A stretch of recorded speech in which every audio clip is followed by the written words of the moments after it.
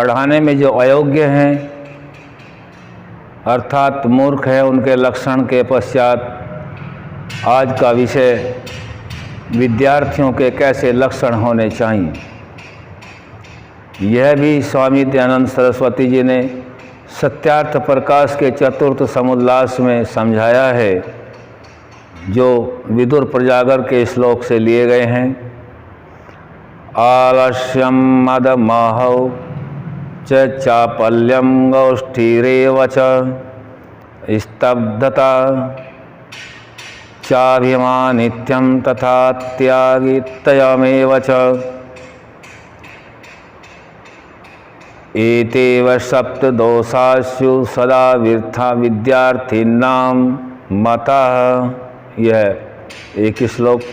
दूसरा श्लोक, सुखार्थिनः कुतो विद्या कुतो विद्यार्थिनः सुखम सुखार्थिव त्यजेत् द्विविद्यां विद्यार्थी वा त्यजेत् सुखम।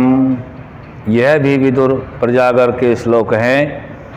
आलस्य, शरीर और बुद्धि में जड़ता, नशा, मोह, किसी वस्तु में फंसावट, चपलता और इधर उधर की व्यर्थ कथा करना, सुनना, पढ़ते पढ़ाते रुक जाना, अभिमानी, अत्यागी होना, ये 7 दोष विद्यार्थियों में होते हैं। जो ऐसे होते हैं उनको विद्या कभी नहीं आती। इसको स्पष्ट से समझने के लिए शरीर में और बुद्धि में जड़वत न बना रहे, चंचलता होनी चाहिए। और चंचलता स्थिर न हो, कहीं जाकर शांत होनी चाहिए। नशा किसी प्रकार का न हो, व्यसन न हो, किसी भी वस्तु के प्रति विशेष मोह न हो, उसमें आसक्त न रहे और इधर उधर की व्यर्थ कथा नहीं करनी चाहिए या पढ़ते पढ़ाते रुक जाना, ऐसे नहीं करना। और आलस्य, अभिमान, त्यागमान होना, ये विद्यार्थियों में 7 दोष हैं। इन्हें दोष नहीं होने चाहिए। गुणवान विद्यार्थी ही विद्या को ग्रहण कर सकते हैं। जिनके अंदर ये जड़ता, मोह आदि हैं, वो विद्या को कभी प्राप्त नहीं कर सकते। दूसरा श्लोक का अर्थ है, सुख भोगने की इच्छा करने वाले को विद्या कहाँ। यदि विद्यार्थी जीवन में सुख प्राप्त करने के लिए अधिक लालायित रहता है तो उसको विद्या नहीं मिल सकती। और विद्या पढ़ने वाले को सुख कहाँ। जो सुख की इच्छा करता है उसको विद्या कहाँ मिलती है, नहीं मिल सकती। अर्थात क्योंकि विषय सुखार्थी विद्या को और विद्यार्थी विषय सुखों को छोड़ दे। जो विषयों के सुख में फंसा रहता है, बहुत सारे विषय हैं, मुख्य विषय 5 होते हैं, चाहे वह स्पर्श वाला विषय हो, गंध वाला हो, रूप रस हो, ये 5 रूप वाला हो, इनमें से कोई ना कोई विषय जरूर होगा। ये विषय में आसक्त नहीं रहना है, इनमें विषय सुख छोड़ना ही पड़ेगा। जो विषयों के सुख में आसक्त रहेगा उसको विद्या प्राप्त नहीं हो सकती। और जो विषय सुख को छोड़ देगा वो विद्यार्थी बन जाएगा। यहाँ कह रहे हैं विषय सुखार्थी तो विद्या को, और विद्यार्थी विषय सुख को छोड़ दे। जो विषयों का सुख चाहने वाले हैं वो विद्या को छोड़ दें, और जो विद्या को चाहने वाले हैं वो विषयों के सुखों को छोड़ दें। सभी विद्यार्थी जो इस बात को सुन रहे हैं, ऋषियों के ये बातें हैं, विचार हैं, मंत्रों से लिया गया है, वेदानुकूल है, इसके अनुसार वर्तें और अपने आप को, अपने राष्ट्र परिवार को उन्नत बनाएं। ये विद्यार्थियों के लक्षण रखे आगे बता रहे हैं। ऐसे किए बिना विद्या कभी नहीं हो सकती।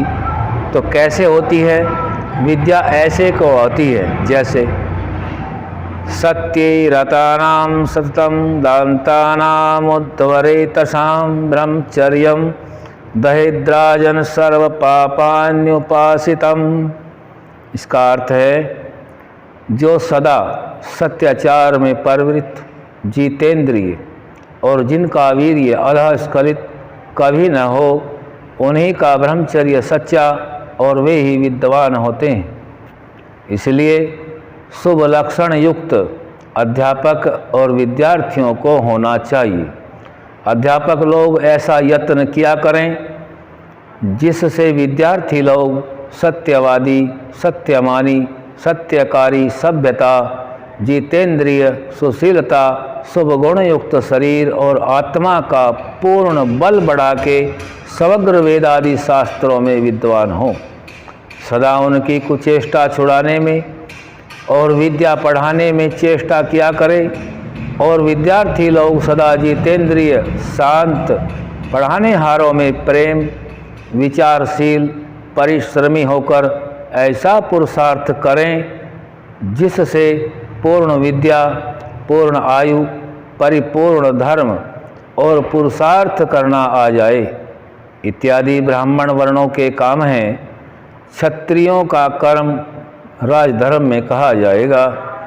जो वैश्य हों वे ब्रह्मचर्य आदि से वेद विद्या पढ़ विवाह करने, नाना देशों की भाषा, नाना प्रकार के व्यापार की रीति, उनके भाव जानना, बेचना, खरीदना, द्वीप द्वीपांतर में आना जाना, लाभार्थ काम को आरंभ करना, पशुपालन और खेती की उन्नति चतुराई से करनी और करानी, धन को बढ़ाना, विद्या और धर्म की उन्नति में व्यय करना, सत्यवादी निष्कपटी होकर सत्यता से सभी प्रकार के व्यापार करना, सब वस्तुओं की रक्षा ऐसे करनी जिससे कोई नष्ट न होने पाए, शूद्र सब सेवाओं में चतुर, पाक विद्या में निपुण, अति प्रेम से द्विजों की सेवा और उन्हीं से अपनी उपजीविका करे। द्विज लोग इसके खान पान, वस्त्र, स्थान, विवाह आदि में जो कुछ व्यय हो सब कुछ देवें अथवा मासिक कर दें। चारों वर्ण परस्पर प्रीति, उपकार, सज्जनता, सुख दुख, हानि लाभ से एक मत होकर राज्य और प्रजा की उन्नति में तन मन धन का व्यय करते रहें। स्त्री और पुरुष का वियोग कभी न होना चाहिए। यह विषय विद्यार्थियों के विषय में रखा गया। स्त्री और पुरुष का वियोग कभी न होना चाहिए। यह विषय, इसके परिणाम, दुष्परिणाम आगे कल रखेंगे। आज यहीं तक रखा जाएगा। ओम